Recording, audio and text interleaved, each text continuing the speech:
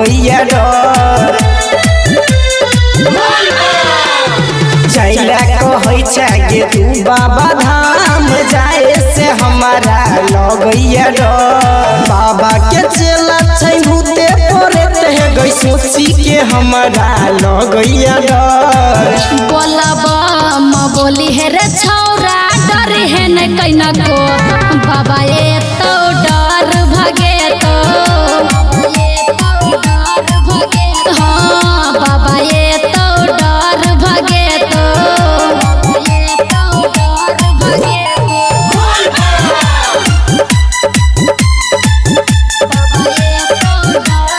DJ ओम शंकर परसा भिंडा डरै छी तू किया एकले हम हो छी साथ तोरे कान्हा पका बर लेके बोलत चल बोल बम डर लगैया कोना के कंधे कांवर धली गे जल भर के कोना के तोहर साथ चले गे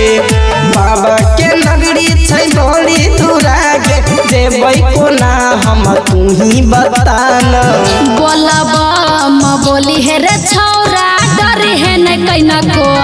बाबा ये तो डर भगे तो हाँ बाबा ये तो डर भगे तो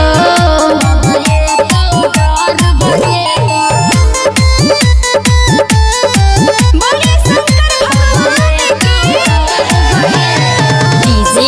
ओम शंकर परसा भिंडा साड़ी लादू गेरुआ रंग के फूल फल काबर सजा के हमारा घुमा दुयाना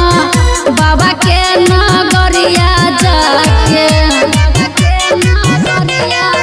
और की चाही सब कहूँ हमर जान हम जाइ छी दुकान लातै छी सामान प्रेमी शत्रुधन संजू कहै छौ जल्दी सजा क गाड़ी रुकाना बोलबा म बोली हे रे छौ